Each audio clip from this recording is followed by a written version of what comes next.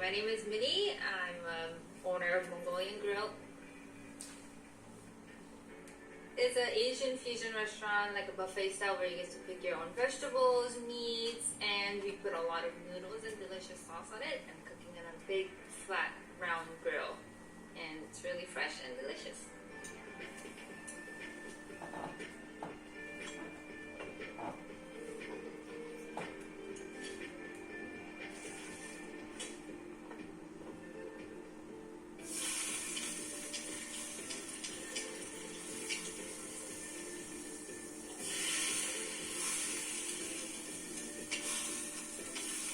Our family moved to the States from Korea in 1997, and I've grown up in the LA areas ever since then.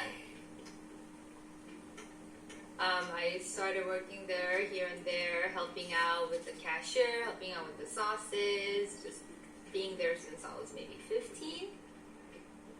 My dad is 72 now, the time to retire, and since COVID hit last year, we were closed for a full year, and our family were kind of going back and forth of like, do we keep the business?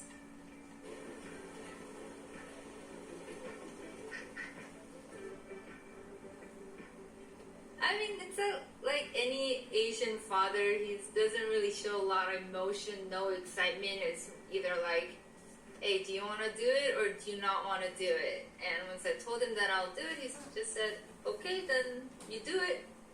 Very dry, but even in that dryness, I tend to find little emotions and hints there where he's kind of proud. And I want to work hard to make him more proud and show him that, yeah, I can do this and continue the legacy, and hopefully one day he can see it and say, hey, I'm proud of you.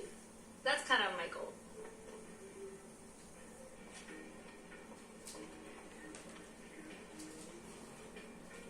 It's important to see how other people are running it. I go to other malls, check their pricing, check their veggies, see what kind of meat they're using. And just sit there and watch the employees, and if I see a good one, I just kind of slide in and be like, hey.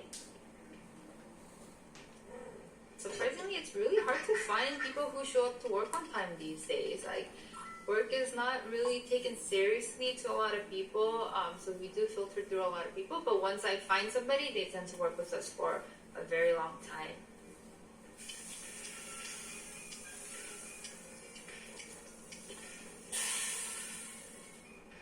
My name is Michael. I've been working for 4 months. I was buying Philly cheesesteak and I saw help on the side, and I just applied. I gave my resume. The most challenging part of the job is the cooking and to remain calm under pressure when the business is slammed with customers. And we have to cook all these bowls in such a short time. They're hungry, they have things to do, and some people might not be able to cook as fast as others, and plus the grill's really hot, especially when you're moving around with the sauces, and then sometimes you're mixing up the food, and you might get too close, and if you're too close to the actual grill itself, your hairs will burn off, like mine, like the hairs on my arm, just a little bit. I can see some skin. I believe micromanaging was a big part of the success of our restaurant, and a lot of that goes to, kudos to Patricia. She's an iconic figure in a restaurant.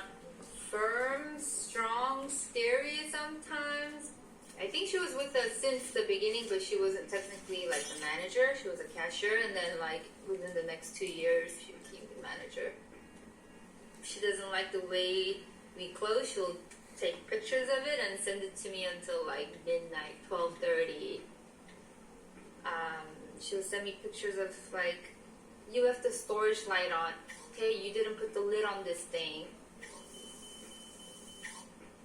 Hey, the towel shouldn't be here. The towel needs to be next to the sink.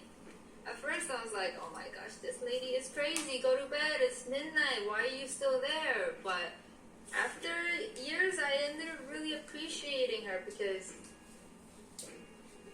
I can't do that, and I don't do that. I'm not good at micromanaging, and but she really cares about our restaurant, and she does show a lot of soft side, like cooking for us here and there. And if we like cut ourselves, she's the first one with the first aid kit, making sure we're okay. And she does have somewhat of a motherly figure in the restaurant for sure.